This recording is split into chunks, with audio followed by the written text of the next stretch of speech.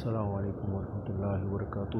محترم ناظرین، اس وقت ہم مسجد نبوی کے اس حصے میں موجود ہیں جو حضور علیہ الصلوۃ والسلام کے دور میں جو مسجد بنائی گئی تھی۔ تو آپ یہ دیکھ سکتے ہیں پلر کے بالکل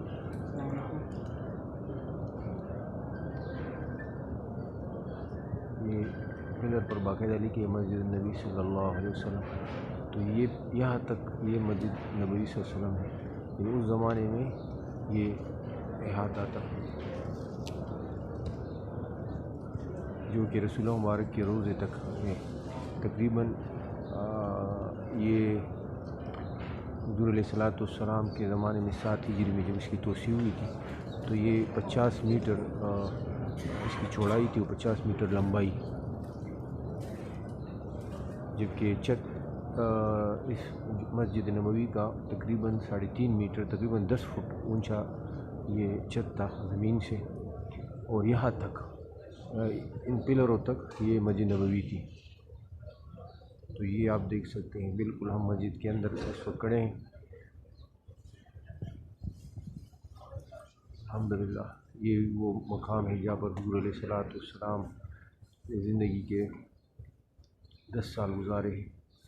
سامنے حضور علیہ الصلوۃ والسلام کا حجرہ مبارک تھا، عائشہ رضی اللہ تعالیٰ دوسرے ازواج مطہرات، اور یہی حضور علیہ الصلوۃ والسلام کی تدفین بھی ہوئی ہے عائشہ رضی اللہ کے حجرے میں۔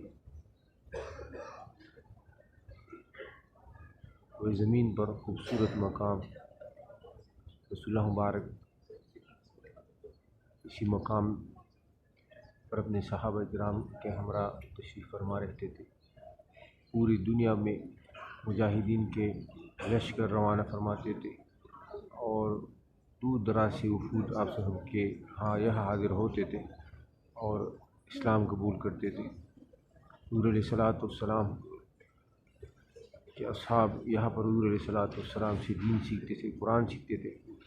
جبرائیل علیہ الصلوۃ والسلام وحی کا نزول فرماتے، وحی لے کر آتے تھے، اور حضور علیہ الصلوۃ والسلام امت کو بیان فرماتے، صحابہ کرام رضی اللہ تعالیٰ کاتبین وحی وہ لکھتے تھے۔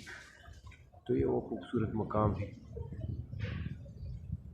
جو انوارات سے بھرپور، امن و سکون والے خوش قسمت لوگ کے اللہ جل جلالہ آپ تمام حضرات کو اس بابرکت مقام کی زیارت نصیب فرمائے۔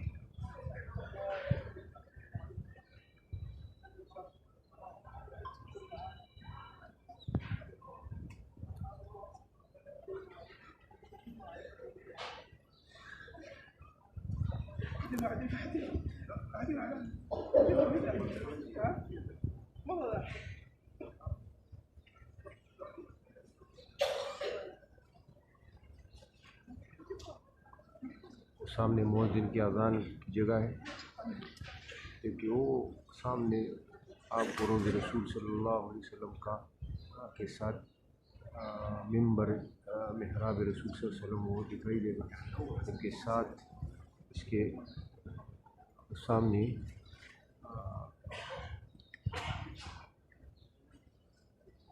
ممبر رسول صلی اللہ علیہ وسلم اور محراب رسول صلی اللہ علیہ وسلم وہ دکھائی دے رہا ہے۔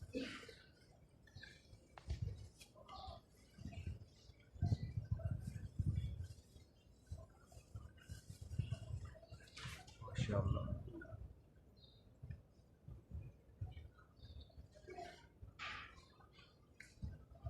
اللہ تبارک و تعالی ہم سب کو بار بار اس مبارک مقامات کی زیارت نصیب فرمائے۔